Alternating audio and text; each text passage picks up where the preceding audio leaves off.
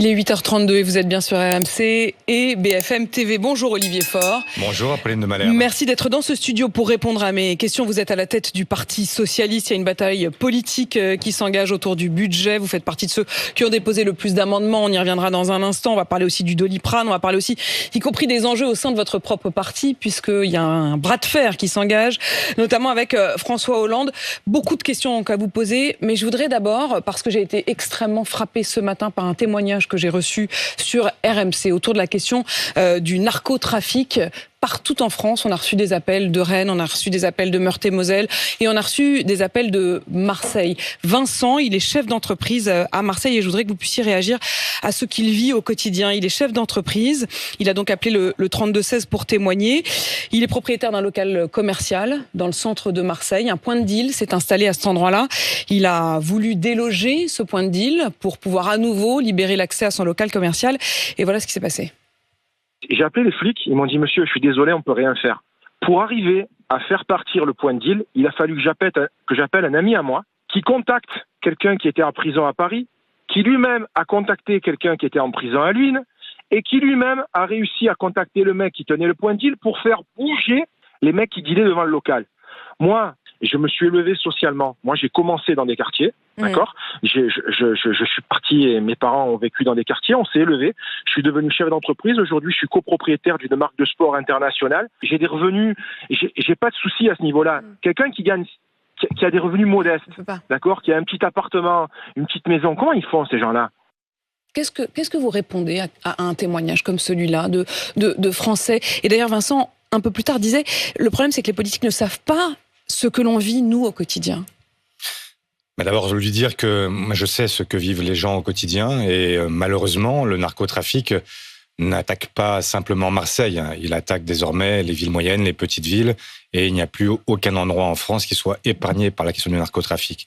Et c'est parfois totalement endémique. Je pense, j'étais il y a quelques semaines, quelques mois maintenant en Martinique et à Fort-de-France, on me disait que c'était même un trafic qui était monstrueux et qu'il gangrénait complètement la vie locale. Et donc, évidemment, le narcotrafic, ça doit être une priorité absolue de n'importe quel gouvernement aujourd'hui. Mais avec quels outils? Avec des outils, d'abord, en donnant plus de moyens à la police judiciaire, faire en sorte de pouvoir remonter les filières, faire en sorte que nous puissions ne pas simplement s'attaquer à ceux qui tiennent le point de deal, parce que la réalité, c'est que vous les enlevez, il y en a d'autres qui les remplacent aussitôt, la main-d'œuvre est assez facile à trouver, mais arriver à s'attaquer aux réseaux eux-mêmes et faire en sorte, dans une coopération internationale, de toucher les têtes de réseau et donc de mettre véritablement les moyens qui permettent d'avancer et rétablir, là aussi, c'est une question, on va parler du budget, la question c'est aussi comment est-ce qu'on donne plus de moyens à la police, je disais la police judiciaire, comment est-ce qu'on fait pour que la douane ait davantage de moyens, comment est-ce qu'on fait pour que toutes celles et ceux qui aujourd'hui sont en première ligne sur ces sujets-là puissent avoir la possibilité de travailler. Au-delà de Vincent, on avait eu aussi le témoignage ce matin de Cécilia. Elle est maman solo, elle est prof de français. Elle est en arrêt maladie parce qu'elle n'arrive plus à faire face. Mais elle dit également, elle a dû quitter son propre logement. Elle vivait à la Belle de Mai à Marseille parce que trop dangereux, parce que trop menaçant, y compris pour sa petite fille de 5 ans. Mais elle dit, le problème, il est beaucoup plus global. C'est que moi, j'ai pas les moyens avec mon salaire de prof de pouvoir me loger dans un quartier où il y aurait plus de sécurité. Et donc, c'est un cercle vicieux. Est-ce que là aussi, vous le voyez comme un problème global ? Bien sûr, mais ce qui est terrible, c'est que les premières victimes du narcotrafic ne sont pas des gens qui sont dans les beaux quartiers. Celles et ceux qui sont les premières victimes, ce sont les gens qui vivent dans des quartiers modestes, dans des quartiers HLM, où s'installent les points de deal et qui d'ailleurs viennent souvent fournir les beaux quartiers qui, eux, viennent chercher simplement à s'approvisionner. Donc, on a là un problème qui est un problème extrêmement douloureux pour des populations qui ne peuvent pas entrer dans leurs immeubles.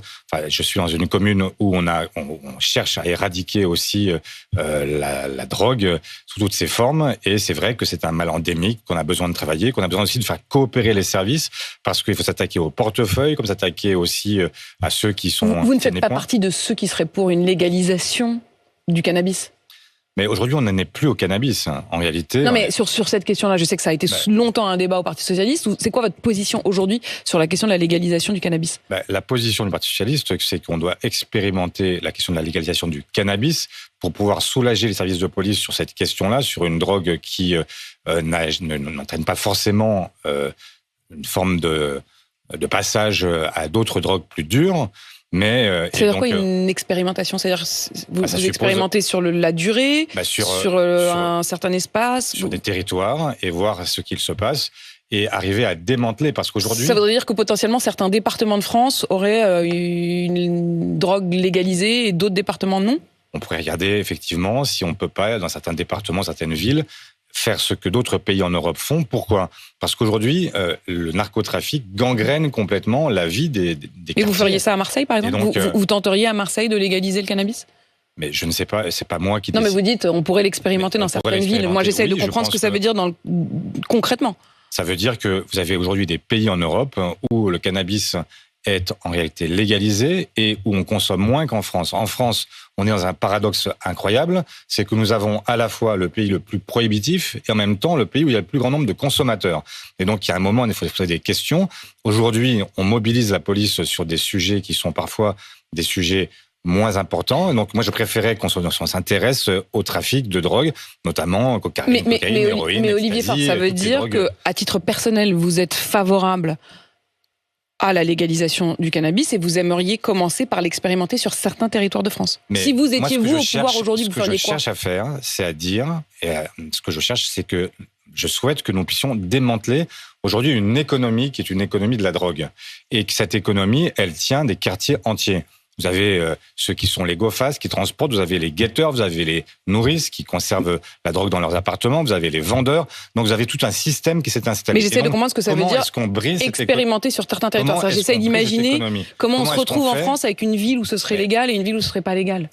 C'est compliqué quand même. C'est compliqué et je n'ai pas aujourd'hui les moyens de vous raconter comment ça se passerait réellement. C'est pas à moi de l'indiquer. Je ne suis pas expert en la matière. Simplement, ce que je vous dis, c'est que philosophiquement, personne n'est expert en la matière. Simplement, vous êtes responsable politique, quoi. Donc, vous avez réfléchi à cette question. J'ai réfléchi à cette question. Je vois ce qui se passe ailleurs. Je vois que nous avons aujourd'hui trop de moyens consacrés au cannabis, alors qu'il faudrait s'attaquer à des grands réseaux et faire en sorte que nous puissions nous mobiliser pleinement et faire en sorte que nous puissions avancer sur ce sujet, qui est un sujet qui mine la vie de nos concitoyens et qui est un sujet qui est aujourd'hui un sujet central sur lequel nous devons apporter des réponses. Et vous parliez, Olivier Faure, à l'instant de la question aussi des ressources, du budget. La bataille, elle commence à partir de ce soir et de demain. Il y a 1900 amendements qui ont été déposés et plus de la moitié par le nouveau Front populaire, dont la majeure partie par le Parti socialiste. Les mesures phares par lesquelles vous aimeriez-vous augmenter les recettes de l'État, ce serait, si j'en crois les amendements, le retour d'un impôt sur la fortune renforcé, le durcissement de l'exit tax contre l'exil fiscal, la taxation des héritages dorés, des super dividendes. D'abord, c'est quoi un impôt sur la fortune renforcé ? C'est-à-dire qu'il ne rapporte plus 3 ou 4 milliards, il en rapporte 15. Ça veut dire que vous baissez la limite d'arrivée ? Ça veut dire qu'il est progressif. Ça veut dire que plus vous êtes riche et plus vous payez. Ce qui paraît assez logique. Et quand on dit plus vous payez, on n'est pas en train de spolier les gens. Pour quelqu'un qui aurait, par exemple, un patrimoine de 10 millions d'euros, on lui prendrait 1%.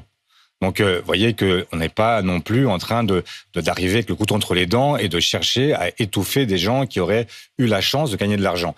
Ce que je dis simplement, c'est que nous avons aujourd'hui, et c'est simple à vérifier, vous avez 500 familles, les plus riches de France, qui, en 7 ans, pendant la durée du mandat d'Emmanuel Macron, ont vu leur fortune doubler. Pas simplement augmenter, je dis bien doubler. Et on parle de quoi ? On parle d'un passage de 600 milliards à 1200 milliards.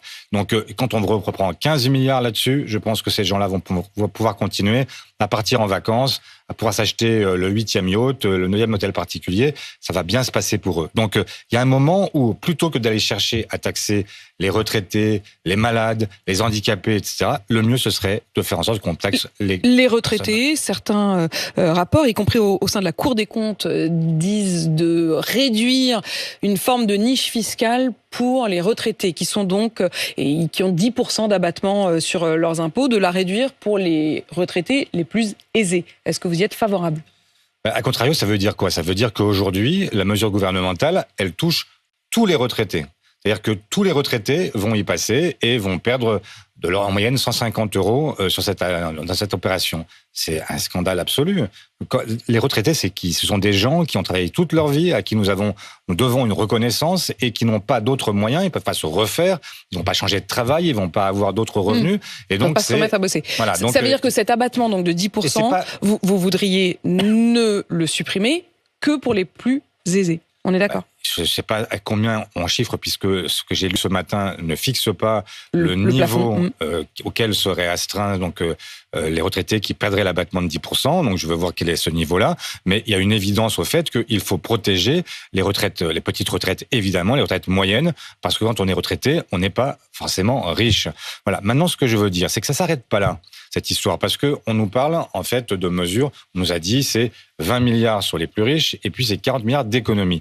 Simplement, ce qu'on découvre au fur et à mesure, c'est que ces économies, elles visent d'abord les Français dans leur immense majorité. On l'a vu que ça va être le ticket modérateur, donc on paiera la visite chez le médecin. La visite chez le médecin. Et quand on n'a pas de mutuelle, ce sera 12 € de plus. 12 €. Alors, imaginez le nombre de gens qui vont renoncer aux soins parce qu'ils n'ont pas, en fait, de mutuelle. Et ceux qui ont une mutuelle, ils vont voir les cotisations augmenter. Mais on peut continuer avec les chômeurs qui vont se prendre une nouvelle réforme de l'assurance chômage. Moins d'indemnités, moins longtemps. Vous pouvez continuer avec aussi désormais ce qu'on voit apparaître, c'est-à-dire la perte pour les collectivités locales. Alors évidemment, ça fait pleurer personne. On parle de 5 milliards pour les collectivités locales. Ce sera plutôt 10 en réalité. 10 milliards. Et c'est entre 8 et 10 milliards. Eh bien, ces 10 milliards, c'est pas simplement des collectivités qui vont perdre de l'argent. C'est l'argent pour les cantines scolaires, c'est l'argent pour le transport scolaire, c'est l'argent pour les EHPAD à but non lucratif, c'est l'argent pour l'aide à domicile, c'est l'argent pour l'aide à l'enfance en danger. Voilà ce que cela menace aujourd'hui. Et donc, ces économies, elles se font bien sur le dos des Françaises et des Français. C'est leurs services publics qui vont être évidemment à nouveau abaissés. C'est ce qui se passe avec les 4000 suppressions d'emplois dans l'éducation nationale. On voit bien que cette histoire-là, elle a un impact direct. Et même si ça n'est pas un impôt au sens où on entend, c'est pas quelque chose qu'on verra sur sa feuille d'imposition, la réalité, c'est que c'est un prélèvement sous d'autres formes. Pour les Français, c'est un impôt sur leur vie, sur la maladie, sur la retraite. C'est un impôt qui est un impôt généralisé sur les Français, malheureusement, les plus modestes et les classes moyennes. Olivier Faure, le Doliprane, qui va donc passer sous pavillon américain, puisque la moitié de la filière qui produit le Doliprane va être vendue à un fonds de pension américain. Hier, Emmanuel Macron et Bercy ont dit exiger des gages pour accepter la vente au fonds d'investissement américain CDR. Est-ce que ça vous rassure ? Ça vous rassure, vous ? Je demande des gages, en effet. Ouais, et quand on regarde effectivement ce qui s'est passé, et j'imagine que c'est là que vous voulez en venir, et un certain nombre de pavillons américains qui étaient passés pendant les premières années, en général, ça se passe bien. La question, c'est de savoir effectivement à long terme. J'imagine que c'est ce que vous demanderez. Même à court terme, ça s'est pas très bien passé. General Electric, quand ils reprennent Alstom, ils promettent 1000 emplois, ils en créent 28. 30, ouais. 30, allez, passons à 30. Non, mais en effet, c'est ridicule par rapport aux promesses de 1000 emplois. Quand Alcatel est cédé à Nokia, qu'est-ce qui s'est passé ? Rien. Aucun engagement n'a été tenu. Et je vois que, en fait, le fonds américain dont on parle, c'est pas un fonds inconnu. C'est un fonds qui détient en France But et Conforama. But et Conforama. Ouais. Qu'est-ce qui s'est passé depuis qu'ils ont repris ? Mais il n'y a pas eu de revente et il n'y a pas eu de perte d'emploi. Si, 3000 emplois perdus. 3000 emplois perdus ? Oui, absolument. Alors, But ? 3000 emplois perdus. But Conforama, moins 3000 emplois. Aux États-Unis, en Grande-Bretagne, ils ont repris un distributeur, ça a été moins 9000 emplois. Donc, on voit bien que donc vous ne leur faites pas confiance. Ce fonds de pension n'est pas, en fait, donc un vous fonds ne faites pas, altruiste vous n'êtes qui pas est là comme pour sauver l'emploi. Quand Emmanuel Macron et Bercy disent qu'ils vont exiger des gages, ça ne vous rassure pas du tout. Mais je ne crois pas un seul instant au fait que... Vous feriez quoi ? Vous diriez quoi à Sanofi ? Mais aujourd'hui... T'as interdiction de vente ? Mais d'abord, cette histoire, vous la connaissez, il y avait deux fonds qui étaient en fait face à face. Il y avait un fonds français qui présentait une offre exactement comparable et un fonds américain. Pourquoi Sanofi a choisi le fonds américain ? Donc vous, à la tête de l'État, vous auriez exigé que ce soit le fonds français ? Alors, je ne peux pas, en tant qu'État, exiger que ce soit tel ou tel qui soit pris. En revanche, ce que je peux dire, c'est que je m'oppose à la vente au fonds américain, parce qu'il y a là un problème de souveraineté évident. Mais imaginons en effet que ce soit ce scénario qui ait été choisi, c'est-à-dire le fonds PAI, qui est un fonds français. Je vous aurais eu face à moi ce matin et je vous aurais dit, est-ce que franchement vous pensez qu'il est français ? Parce que quand on regarde la composition de ce fonds PAI français, entre guillemets. Il est domicilié au Luxembourg et il est soutenu par 2 fonds, l'un d'Abu Dhabi et l'autre de Singapour. Oui, mais je ne suis pas en train de vous dire, c'est pour ça que je vous ai dit à l'instant que je n'étais pas là pour faire la promotion de tel ou tel. Non, mais donc simplement... en fait, ce que je veux dire, c'est que, honnêtement, même vous auriez dit quoi? Vous auriez préféré, mais vous auriez pu dire il est fonds français, PAI, mais quand on grattait un peu, il n'était pas français. Il a aussi des salariés en France.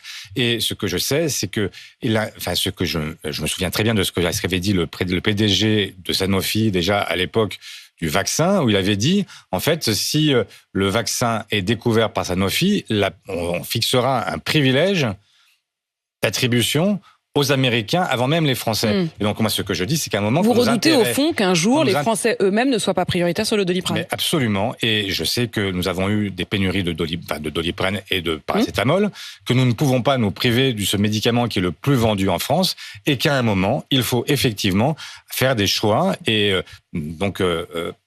considérer que la souveraineté. Vous auriez arbitré, mais vous voyez bien que les choses sont quand même plus compliquées qu'elles n'en ont l'air, y compris sur le fond français. Je dis simplement qu'il y a là quand même matière à choix et qu'il y a la possibilité pour le gouvernement de s'opposer à cette vente, qui ne se justifie par rien, si ce n'est par la volonté de Sanofi de se recentrer sur les activités qui font beaucoup de profits et de se laisser dépecer du reste. Et donc, il y a là un dépeçage industriel qui a des conséquences sanitaires qui n'est pas supportable par la France. Olivier Faure, augmenter la durée de détention en centre de rétention administratif. Y êtes-vous favorable ? Non, je ne suis pas favorable à cela pour une raison simple, c'est que la question, ce n'est pas d'augmenter la durée de rétention, c'est de faire en sorte que les laissez-passer consulaires arrivent plus vite. Oui, mais là-dessus, vous n'aurez pas de marge, parce qu'en fait, c'est les pays qui décident. La seule chose sur laquelle vous avez une marge en France, c'est la durée de rétention. Si on veut bien travailler au niveau de l'Union européenne avec les pays qui sont les pays originaires et qu'on puisse avoir une politique qui soit une politique de fermeté, mais aussi de compensation pour ces pays, je pense qu'il y a matière là à avancer. Je vais préciser les chiffres. Aujourd'hui, c'est 90 jours en France. 90 jours, en Allemagne, c'est 210. Et l'Europe autorise à ce que ces durées de détention en centre de rétention administratif aillent jusqu'à 500. Donc, on fait partie des plus restrictifs, la France. Oui, absolument. Et parce qu'on est un pays qui est aussi celui des droits de l'homme et qu'on ne maintient pas dans le centre de rétention des enfants, des femmes, des individus qui sont... Enfin, je ne sais pas si vous avez déjà visité un centre de rétention administrative, mais franchement, c'est des conditions d'accueil et de maintien qui sont complètement... Donc on maintient ce chiffre de 90 jours maximum. Ce que je voulais vous dire, c'est qu'aujourd'hui, ce dont on se rend compte, c'est que soit les laissez-passer consulaires arrivent dans ces délais, soit ils n'arrivent jamais. Et donc, ce maintien en rétention, c'est simplement reculer pour le sauter. On a vu évidemment le drame de Philippines avec un laissez-passer qui est arrivé quelques jours après. Mais effectivement, c'était aussi un problème de procédure. Mais là, en l'occurrence, il y avait la possibilité d'un recours supplémentaire. On pouvait encore rallonger. Et c'est en réalité parce que les autorités n'ont pas souhaité prolonger ce délai de rétention qu'il n'a pas été prolongé. Mais c'était possible avec la loi actuelle. Donc, on n'a pas besoin d'aller jusqu'à 210 jours, jusqu'à 500 jours si on va jusqu'aux exemples que vous donnez. Quel est l'intérêt ? Donc, évidemment, pas besoin d'une nouvelle loi. Il y a besoin... pour rallonger ce délai que le gouvernement justifie une nouvelle loi immigration. Oui, je ne veux pas non plus qu'on laisse penser qu'il y aurait de ma part une forme de laxisme. Ce que je dis, c'est que, par exemple, dans l'affaire Philippines, il fallait de toute façon, faire en sorte de ne pas laisser sortir de prison, et non pas du centre de rétention, de prison, l'assassin, avant même d'avoir reçu le laissez-passer consulaire. Là, il y a eu un dysfonctionnement. Mais ne laissons pas penser que le fait d'élargir les délais en centre de rétention garantirait quoi que ce soit. Ça n'est malheureusement pas le cas. Dans votre programme du Nouveau Front Populaire, il y avait l'abrogation de la loi immigration. Donc, non seulement pas une nouvelle loi, mais l'abrogation de la loi qui existait jusqu'à présent. Vous maintenez ? Je maintiens. Et est-ce que vous savez, là on nous parle désormais d'une nouvelle loi immigration. Au fond, ce qui se passe dans ce pays, c'est que quand Marine Le Pen tousse, tout le gouvernement s'enrhume. Et on a une nouvelle loi qui va venir où on nous dit qu'elle reprendrait les articles qui étaient censurés par le Conseil constitutionnel. Vous vous souvenez, il y a eu 35 articles sur 89 qui ont été censurés par le Conseil constitutionnel. 35 sur 89.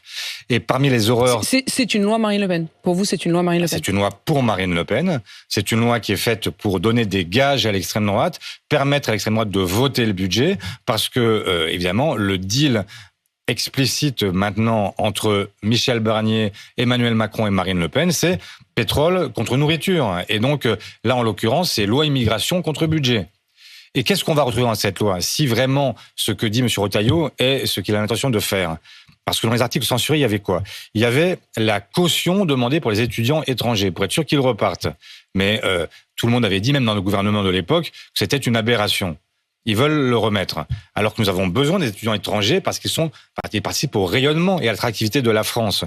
Il y avait la fin du droit du sol pour les enfants nés en France. Donc on va fabriquer des étrangers sur notre propre territoire. Il y avait la préférence nationale, ce vieux principe porté par Jean-Marie Le Pen et qui est aujourd'hui officialisé par cette majorité. Alors on n'a pas le temps d'y revenir, mais c'est pas exactement la d'urgence, préférence nationale à proprement parler. C'est aussi le fait d'avoir 5 ans justifié de travailler pour pouvoir y avoir accès. Ça s'appelle la préférence nationale, c'est-à-dire que c'est ce qu'a porté pendant très longtemps Jean-Marie Le Pen. Aujourd'hui d'ailleurs... C'est le cas du RSA par exemple en France. C'est le cas du RSA, c'est le cas aussi pour les allocations familiales. Vous ne pouvez pas les toucher si vous avez si vous n'avez pas d'enfants résidant en France, si vous avez moins de, je crois que c'est 2 ans et demi si vous travaillez et 5 ans si vous ne travaillez pas. Donc ces délais existent déjà. vous vous opposerez à cette nouvelle loi comme vous vous étiez opposé à la précédente. Merci Olivier Faure d'être venu dans ce studio ce matin, premier secrétaire du Parti socialiste, 8h53 sur RMC BFM TV.